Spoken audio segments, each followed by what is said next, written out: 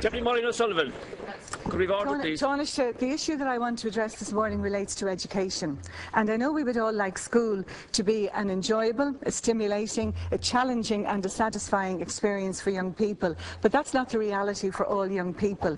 And I'm talking particularly about those people, those children and young people who have behavioural, emotional, psychological problems.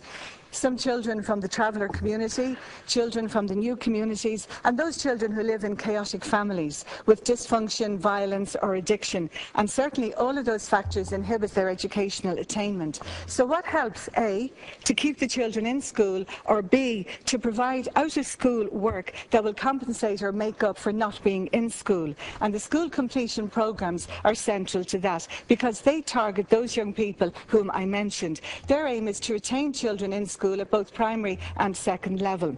And the range of interventions are in school, they're out of school, they're after school, they're in holiday periods, and they're also programmes that target parents. All of those interventions are action-oriented, they're child-centred and they are needs-based. Now the school completion programme has been doing this work since 2002, but since 2007 they've been having to cope with cuts to their own budgets, but they've also had to take up the shortfall from the cuts to the national education budget. So for example, they're taking on providing other services that were cut, for example bridging the shortfall created by the loss of language teachers, the visiting and resource teachers for the travelling community, the resource house for special educational needs. They're also providing counselling and educational assessment. There have been 30% cuts since 2007. So my question is, how can they be expected to provide the professional service that they have been doing, as well as the additional work? And I have to ask, where is the commitment to sorting educational disadvantage and making education a more level playing field? Thank you. Taoiseach. Yeah, well, first of all, you will have seen, Deputy, that the Children's Rights Alliance in their report earlier in the week actually gave an A grade to this government in relation to the development of child literacy and in relation to the national literacy strategy. So, in fact, they were recognising the significance and the importance of the achievements which have been made across all schools around the country in respect of both literacy and numeracy. And you probably know the report that was published in the last month or so actually shows the greatest improvement in 30 years in relation to areas like reading and writing in our schools. And I think, you know, that's a great achievement, both on the part of the schools, the teachers, the parents and the pupils, and it bodes very, very well for their future success in education. Secondly, the government has developed an area-based child poverty approach, which has been rolled out in a number of areas across the state. And in those areas, as you know yourself, the school completion programmes are absolutely vital in terms of encouraging children to stay in school and in terms of encouraging parents to become involved in their children's education. And I'm happy to say that, again, my own department has been involved in funding that to bring the different organisations in any one area, the school completion programme people and so on, together with other people and other agencies dealing with children, to actually have a holistic approach to helping to keep children in school and to help children to achieve their best results for them themselves in terms of their development. And this year we will see the recruitment, as you know from the budget, of 1,700 additional personnel into our schools, split between primary and secondary, with something like 700 additional teachers, 800 resource teachers and about 300 special needs assistants. So as the moratorium on hiring is becoming a thing of the past, one of the first areas to be targeted for very significant additional resources of the kind which I think you would welcome in terms of these 1,700 appointments which will happen this year. Also, we made an announcement last week, which I'm sure you may have heard, in relation to small schools, which significantly improves the capacity of small schools in relation to staff and therefore in relation to the viability of such schools. Thank you. Deputy Muareen O'Sullivan. Honestly, I'm glad you used the word vital about school completion programmes, and I do think that some of the successes that you outlined are due to the school completion programmes. Now, at this point, they are in the middle of a 3-year funding cycle, which should go on until 2016.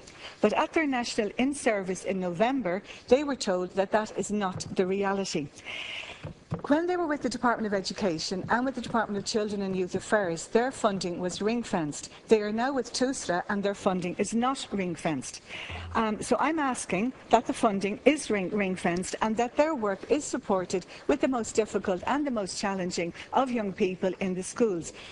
Their presence in classes also inhibits the learning of the other students, so they are providing a service for the other students in those classrooms also, because we want to make the educational experience positive for everybody. My last point I'd make is that we know the correlationship between early school leavers, low educational attainment and our prison population. I don't believe any government has been proactive enough on prevention, and I'm saying that the school completion programmes are a very vital tool in preventing young people from leaving and trying to encourage them into school, and I'm just asking that that funding is ring-fenced and the school completion programme is supported. Thank you. Taoiseach, to conclude. Well, again, can I say that I've had the privilege over recent months of being in quite a few schools, both primary and secondary, but particularly primary schools, where there are school breakfast clubs. And notwithstanding the fact that resources have been very tight, I have been able to bring the funding for school breakfast clubs to 39 million, and that's been rolled out all around the country. And again, as I'm sure you know, in quite a lot of schools, the school completion people are heavily involved in the establishment, running and overall success of the school breakfast club. And it's a very good space for children to come in to school maybe a half an hour early, to sit down with their peers in a very social environment, and actually to sit down and to have breakfast. I'm aware that there are schools which have DEF status, but which have not applied for school breakfast clubs. And I have made, for the last number of years, additional funding available each year for the school breakfast clubs. So if deputies are aware of schools that haven't applied for funding, I'd encourage them maybe to talk to the schools about talking to the Department of Social Protection about actually getting the funding. I hear what you're saying about the concerns of the staff in the school completion programme in relation to TUSLA. I will certainly undertake, some inquiries in relation to what that change has meant. Change is often very difficult for people. I'm not au fait with the details of the change, but I do know myself quite a lot of school completion programmes. I know the people on the boards.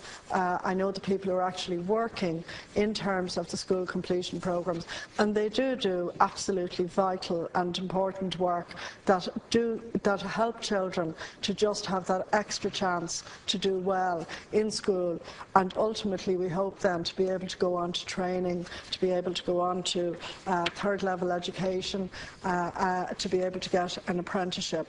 And again, I think it's well known that of people who end up in the prison population, their literacy and numeracy standards often leave an awful lot to be desired. But happily, as I say, in the recent report, we've had the biggest improvement in 30 years in all of the tests that's been done, and that's good for every child in this country.